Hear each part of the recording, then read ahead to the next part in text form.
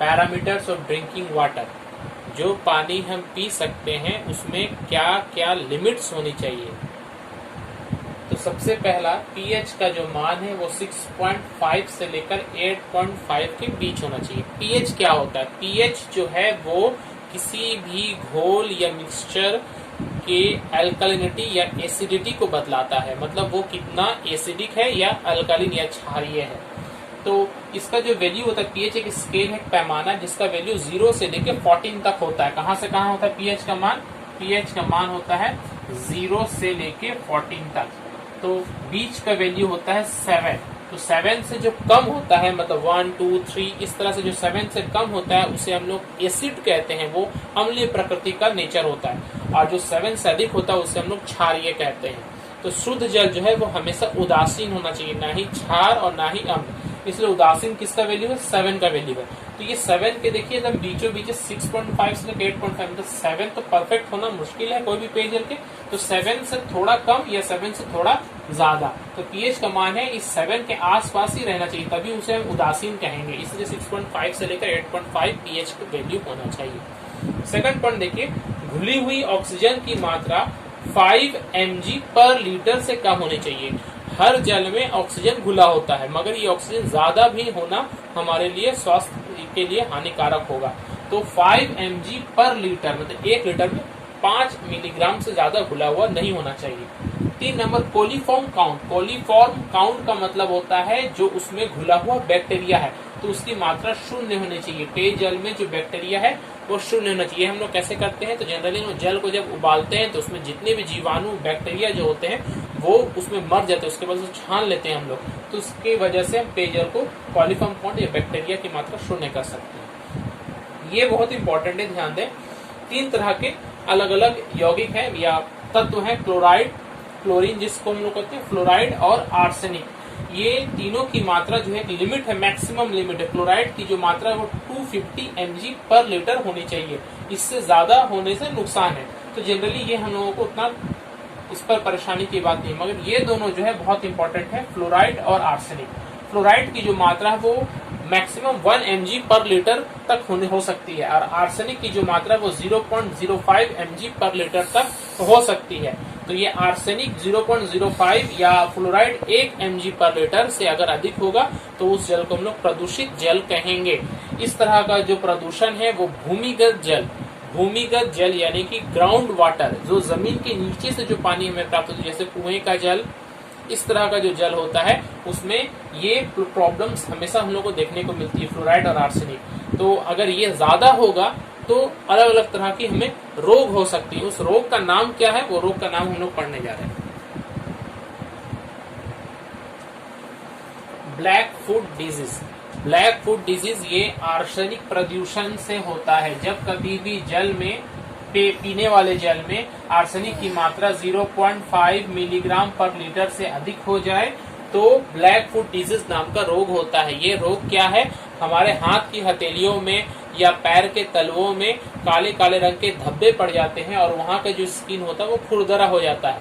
फिर से ध्यान से सुने, काले रंग के धब्बे पड़ जाते हैं और स्किन खुरदरा हो जाता है, इसलिए इसे ब्लैक फुट डिजीज कहते हैं। फुट लिखा गया है लेकिन ये हाथ हथेलियों पर भी होता है। तो ये ब्लैक फुट डिजीज क्या है? ये आर्सेनिक के अधिकता से, जब पानी पीने वाले पानी में जब भी आर्सेनिक की मात्रा अधिक हो जाए तो ब्लैक फुट डिजीज रोग हो सकता है।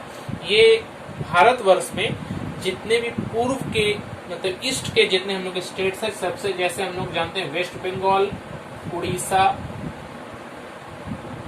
झारखंड और बिहार, ये जो 4 स्टेट है खास करके यहाँ पर ये आर्सेनिक प्रदूषण पानी में बहुत ज्यादा पाया जाता है। इन चारों पर, क्योंकि ये बंगाल की खाड़ी से लगभग सटे हुए हैं या बहुत नजदीक है बंगाल की खाड़ी से, इसलिए यहाँ पर आर्सेनिक की मात्रा बहुत ज्यादा परिमाण में पाई जाती है।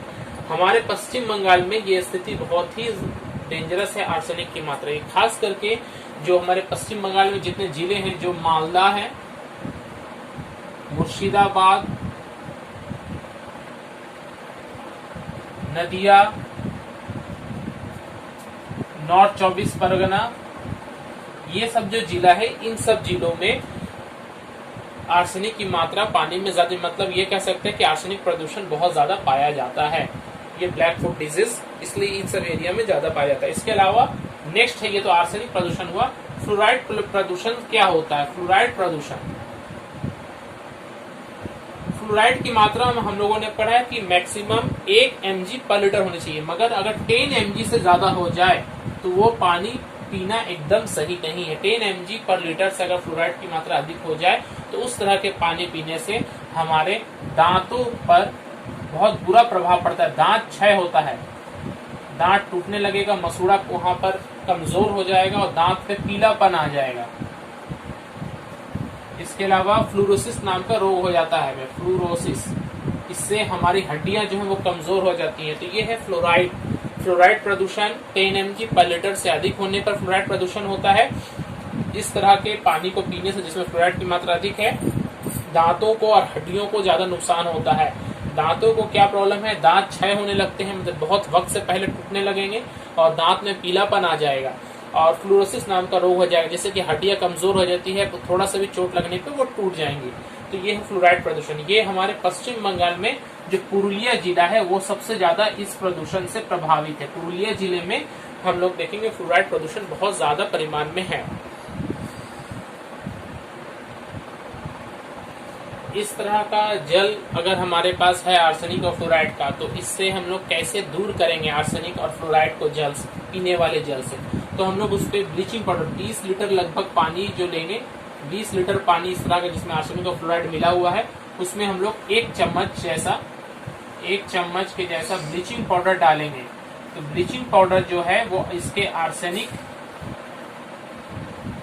और फ्लोराइड से प्रतिक्रिया करके उसको पानी के नीचे बैठा देगा और उसे हम लोग छान कर अलग कर लेंगे। तो ब्लीचिंग पाउडर के उपयोग से कुछ हद तक आर्सेनिक और फ्लोराइड की मात्रा को पानी में कम किया जा सकता है।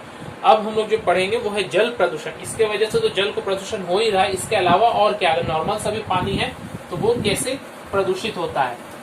जल प्रदूषण के क्या क्या कारण हो सकते हैं? तो जल प्रदूषण के जो मुख्य रूप से हम लोग कारण देखेंगे, जल प्रदूषण का 1 नंबर कारण जो है डिटर्जेंट से प्रदूषण। जितना भी डिटर्जेंट हम लोग यूज करते हैं घरों पे या तालाब में भी जाकर, जो उस डिटर्जेंट से बहुत ज्यादा प्रदूषण होता है जल को। डिटर्जेंट जो यौगिक है वो एक ऐसे यौगिक है कि जल में जो बैक्टीरिया भी पाए जाते हैं तालाब या इस तरह के जलों में, वो बैक्टीरिया भी इसे इस तरह के यौगिकों को तोड़ नहीं सकता है और ये पानी में ही रहने से ऑक्सीजन की मात्रा पानी में कम होने लगती है और जलीय जीव जंतुओं को नुकसान होता है। तो डिटर्जेंट पानी में घुलने से पानी में प्रदूषण की मात्रा बढ़ते जाती है। दूसरा नंबर है, हम लोग जानते हैं खेतों में अलग अलग तरह के उर्वरक और कीटनाशक का इस्तेमाल किया जाता है। खेतों में उर्वरक कीटनाशक का इस्तेमाल किया जाता है और ये वर्षा के जल या और भी जो हम लोग पानी देते हैं उस खेत के द्वारा नदी में या तालाब में ये उर्वरक और कीटनाशक के जो अंश है वो कुछ न कुछ तालाब में मिलते रहते हैं। मिलते रहने से जैसे हम लोग उर्वरक में अगर फॉस्फेट का इस्तेमाल करते हैं तो फॉस्फेट के इस्तेमाल से जब वो तालाब में जाएगा तो तालाब में जाने के बाद उस तालाब में एल्गे जो होता है, शैवाल जिसे हम लोग कहते हैं, ये एक तरह का छोटा छोटा पौधा ही है कह सकते हैं, ये जो पानी के ऊपर में हरा कलर का पूरा बीज जाता है, वो एल्गे और शैवाल की उत्पत्ति को बढ़ावा देगा फॉस्फेट, जिसकी वजह से पूरा तालाब का ऊपरी हिस्सा जो वो शैवाल से ढक जाएगा।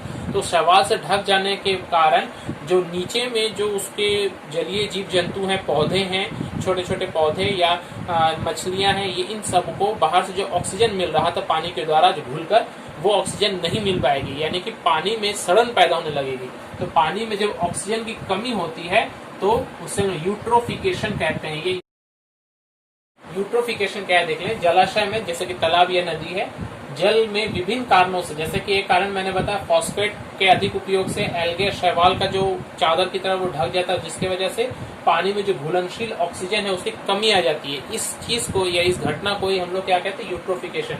ये जलीय जीव जंतुओं के लिए अच्छी नहीं। यूट्रोफिकेशन होने से जलीय जीव जंतु पानी के अंदर ही मरने लगेंगे और पानी में सड़न पैदा होने लगेगी।